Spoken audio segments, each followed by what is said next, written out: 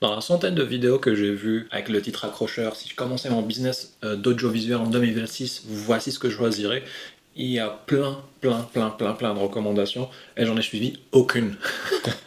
Le kit que je vais te montrer aujourd'hui, c'est un kit que je me suis fait quasiment moi-même parce qu'il répond vraiment bien à mes besoins puis à mes contraintes financières. Pour créer du contenu, c'est très simple. Il te faut juste quelque chose qui puisse filmer en HD, en 1080, voire même en 4K si tu veux. Puis moi, pour ce choix-là, j'ai décidé de prendre la FS5 Mark II. Pourquoi la FS5 Mark II? Une caméra qui est vieille de 10 ans quand même.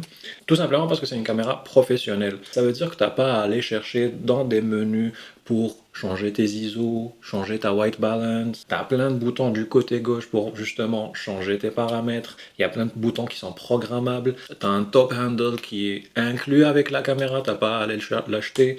Tu as une HDMI full size, un SDI, une préhension magnifique, microphone, des XLR, la liste est super longue. Et surtout, bien sûr, tu peux filmer en 4K 8 bits, puis aussi en HD 10 bits 422, chose que très peu de caméras faisaient à l'époque. Aussi très important, tu as plein d'endroits où tu peux monter des accessoires comme des Magic Arm pour utiliser un moniteur ou autre. Et surtout, tu as la capacité d'avoir des batteries BPU, c'est des batteries qui me permettent littéralement de filmer toute la journée, si ce n'est plus, que ce soit en interview ou en podcast, balado si tu préfères. Je peux filmer vraiment sans m'arrêter. Le capteur c'est un Super 35, sans entrer dans les détails des ISO natifs, etc. C'est un très bon capteur. Autre raison pour laquelle je suis allé vers une Sony FS5 Mark II au lieu d'aller vers une caméra que je connais plus, parce que j'ai durant ma carrière shooté avec beaucoup d'autres caméras. C'était des caméras super faciles à color grader.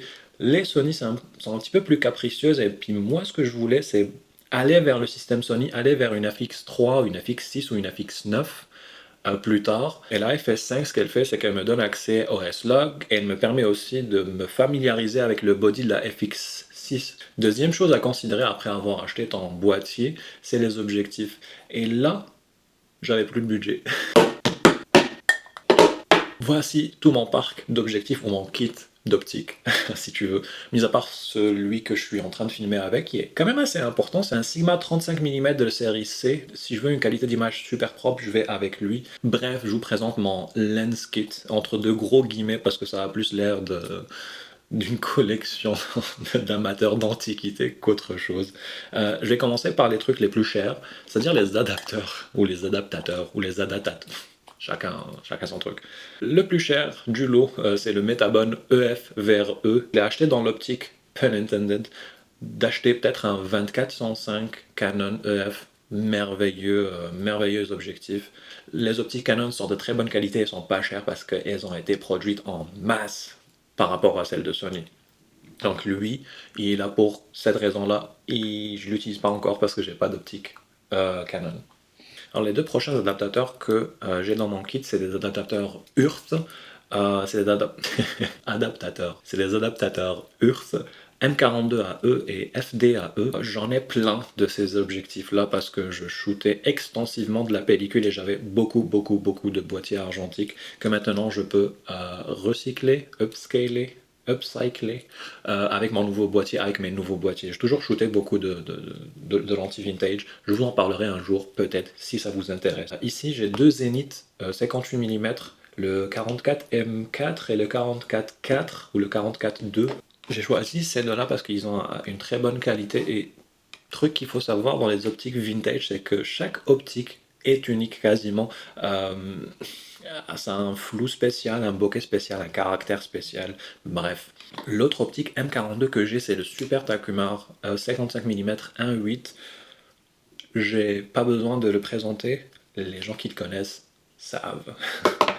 Puis pour le FD, j'ai une panoplie de FD cheap. Malheureusement, j'ai pas les grosses SSC, Silver Nose, machin, Chrome Nose.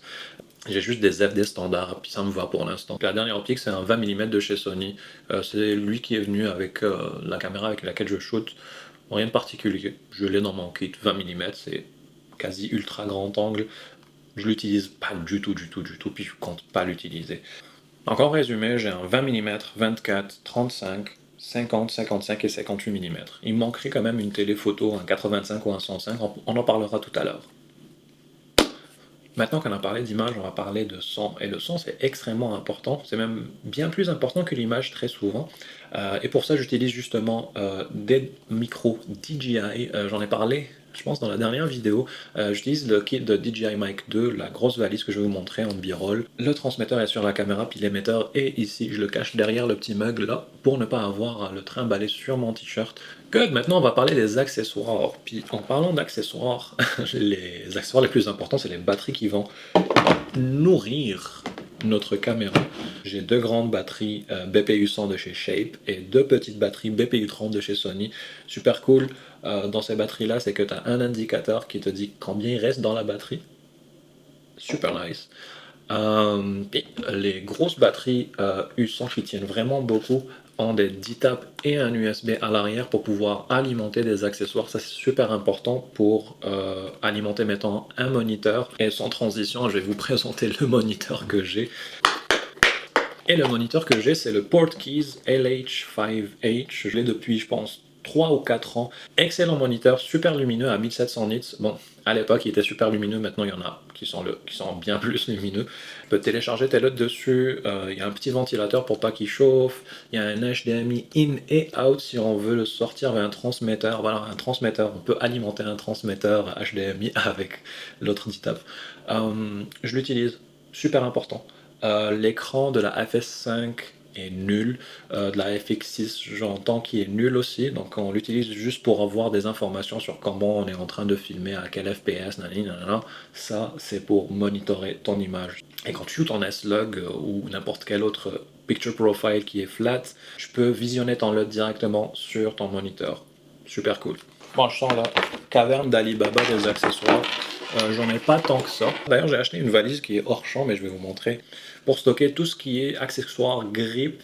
Toujours en relation avec le moniteur et les batteries, j'ai cette chose-là qui est un adaptateur NPF des deux côtés. C'est-à-dire que je peux le monter sur le moniteur d'un côté, puis avoir un transmetteur aussi, puis ça les alimentera tous les deux via un DTAP que j'ai ici, un câble DTAP pardon, qui se visse. Super cool, super important dans mon kit. Plus tard, je compte avoir un émetteur HDMI pour pouvoir transmettre à mon client puis qu'il puisse voir l'image en temps réel sans qu'il ait à checker au-dessus de mon épaule. Câble HDMI, Magic Arm, autre câble pour le DTAP. Et j'organise tout ça. Oh, une petite pince que j'ai gardée de mon ancienne vie où j'étais filmmaker. J'organise ça dans une petite trousse d'$1 de chez Dollarama. Dernier petit accessoire, une case étanche, solide pour les cartes mémoire SD, CF et micro SD. Trépied, j'en ai deux. J'ai celui-là que je suis en train d'utiliser maintenant, super léger, de KNF Concept, je pense. Et j'en ai un autre de chez Neur que j'ai pas ici, que je l'ai laissé au bureau. Assez costaud, assez gros, type Manfrotto, pour la grosse caméra. Et tout mon kit image et son est plus ou moins organisé dans cette caisse rigide de chez Maximum. C'est une marque maison de Canadian Tire. Ça, c'est du côté de la production. Et ce qui est flagrant, c'est que il manque de la lumière. Parce que là, actuellement, j'utilise la lumière du bon Dieu. Puis, quand le soleil va se coucher, j'en aurai plus. Et chez un client, on peut pas se permettre ça parce qu'on ne contrôle pas la situation. Ce qu'on veut, c'est de la lumière continue. Pour ça, j'hésite entre deux choix, vu que j'ai pas un budget illimité. Soit acheter deux petites lights, genre deux 200D, ou une 200D et un 60X de chez Amaran, Aputure, Godox, peu importe, avec un diffuseur type lanterne chinoise ou Light Dome, soit aller vers une 600D qui a une lumière très très puissante que je vais pouvoir façonner comme je le veux, à coup de diffuseur et d'autres petits trucs de grip. J'hésite encore, mais encore une fois, j'ai un budget limité et j'ai besoin d'une bonne lentille, pas que ce que j'ai n'est pas actuellement bon, mais je pense sincèrement que je peux sortir un très bon rendu avec les optiques que j'ai, et je devrais peut-être d'abord investir sur la lumière. Donc, je sais pas, j'hésite encore. Pour la partie post-production, c'est-à-dire l'editing, je suis très chanceux, je suis très reconnaissant d'ailleurs d'avoir deux machines une que je peux trimballer chez les clients, puis une qui est ici. Donc j'ai un MacBook Pro M1 et une tour dont j'ai oublié les spécifications. Je pense à une 32 Go avec une GTX 3080 et un Ryzen quelque chose, quelque chose. Donc voilà, c'est pas mal mon kit de base pour starter ma compagnie from scratch ici à Québec en 2026. J'ai hâte d'être à 10 ans d'aujourd'hui pour voir cette vidéo et dire hey, j'ai quand même bien évolué depuis. Ou peut-être je vais échouer lamentablement dans 2 mois puis je vais retourner à mes affaires. En tout cas, si tu as des questions par rapport à n'importe quel item que j'ai montré aujourd'hui, n'hésite pas en commentaire, ça m'enchanterait de te répondre. Puis sinon, à la prochaine.